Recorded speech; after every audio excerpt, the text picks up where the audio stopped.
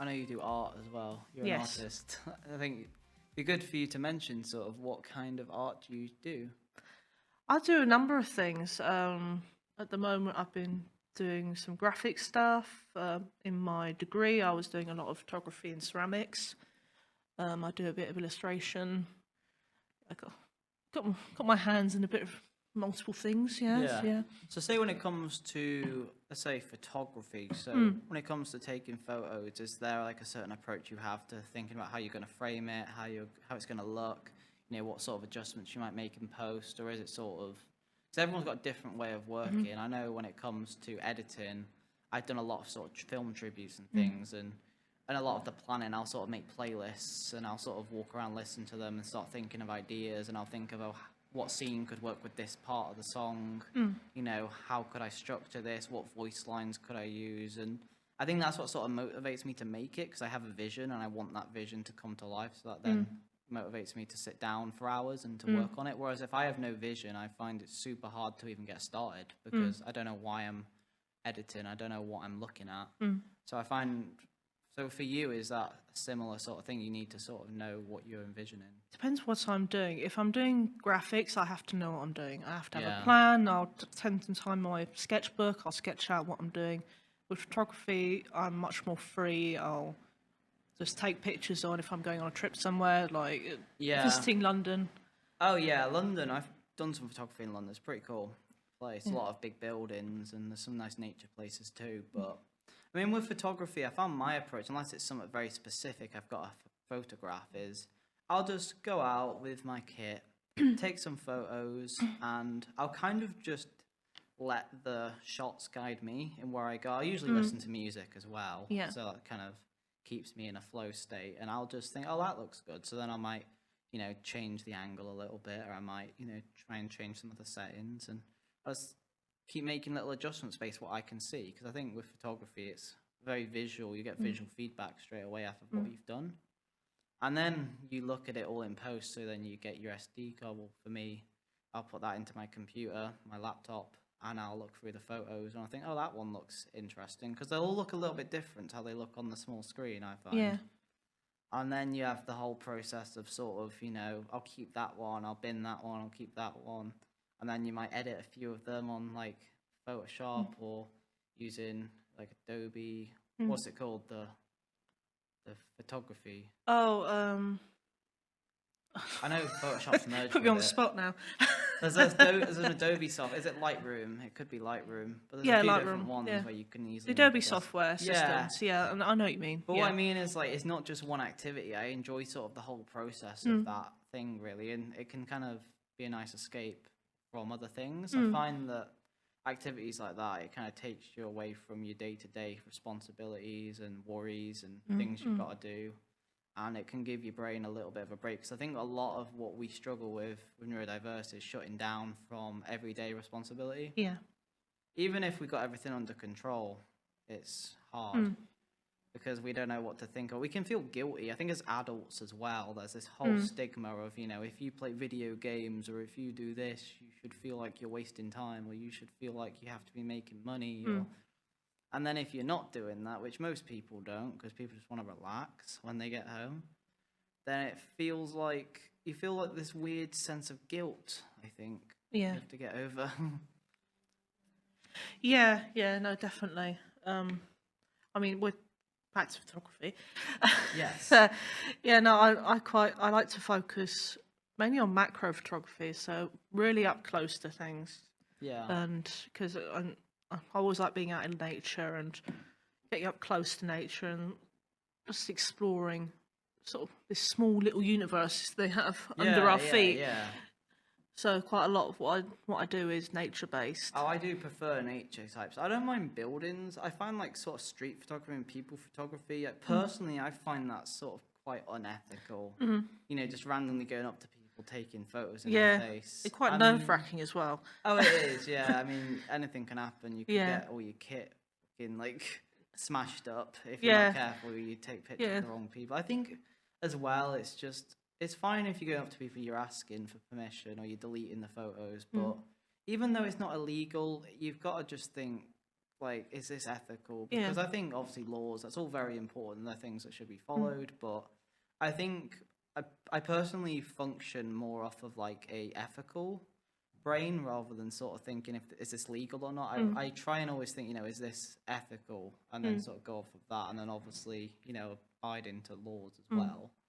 There's a lot more control to taking pictures of people and portraiture and things like that as well, Yeah. which I think takes away some of what I like about photography. Because, like you said, it's that relaxing part of it that Yeah. I always enjoy, and I like being free and just seeing where the photos take me, because Oh, definitely.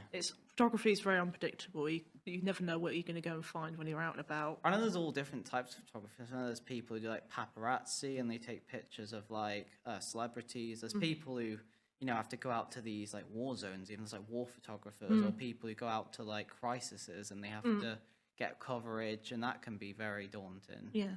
But at the same time, it is an art still as well. Yeah. And it's very, very different to, you know, going out into nature and just being alone and being at peace. How do you feel your dyslexia benefits your creativity and what you do? Well, at school, I focused a lot of my creativity because I didn't feel like I was getting anywhere with anything else. And the more I did it, the more I enjoyed it. I see. And the more people would comment on how much they liked what I was doing. Yeah. And I continued on being creative, and it gave me confidence where I didn't have confidence before in anything I did. Well, that's great. I think a lot of us struggle from confidence, but I know you get a lot of people and they become artists and things, and they'll have that thing where they'll say that if I didn't do this, I don't know what I'd be doing, or, you know, I'd be dead, or I'd be doing this. And was it like that for you? Like, were you like very sort of, well, not dead.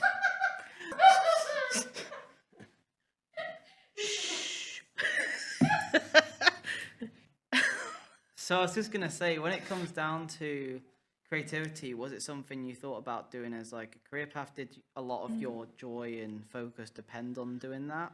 Or is it- Well,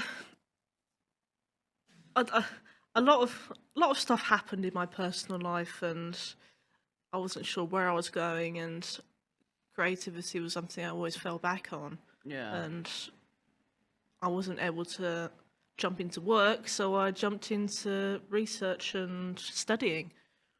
Yes, Yeah. from college to university. Yeah.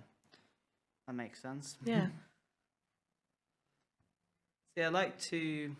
Sorry, you just got the giggles now. You're disrespecting studio time. Yeah, so Kathryn, is there any specific artwork you'd like to show off?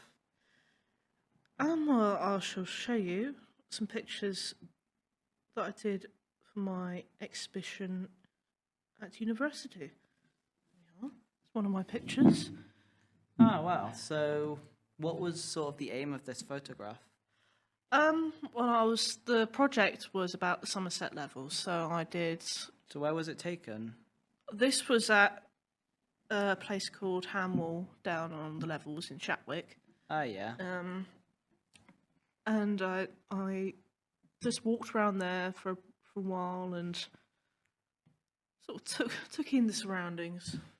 I see. And then you sort of chose Took some to pick that pictures. spot? Yeah, chose some spots to take some pictures. I did a set which I printed in sort of A2, quite large pictures. So, what's like the meaning behind the photograph? Is there like a story or anything? I think it's just the story of where I've been brought up and I see.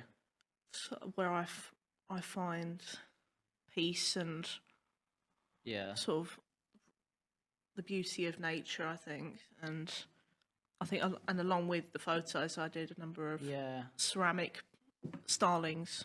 I guess that last thing as well with photography is connecting me with nature in a way that I thought wouldn't. I mean, I always found that hard as someone with ADHD, you know, just like going for walks in nature. But it gave me a focus, and I found that I was focusing on all the plants and the trees a lot more because I was having to like frame them, take pictures. And normally I wouldn't do that, but this time it gave me a way of just going out and having specific focuses, and it's really relaxing. I'm not sure about you. Yeah, definitely. Especially when times are difficult. Yeah, because as a kid, you're like, oh, if parents say, oh, appreciate nature. You're like, oh, it's just a tree. What am I looking at? And then as you get older, I guess you do appreciate it. Yeah, I think as you get older, you realise things disappear. Yeah, So appreciate them while you've got them. of course. Yeah. I mean, even like locations can change and you Yeah. can move about and you forget what you have until you got it. But I was going to say, any last pieces of artwork you'd like to show off? Well, there's my exhibition that I was talking about.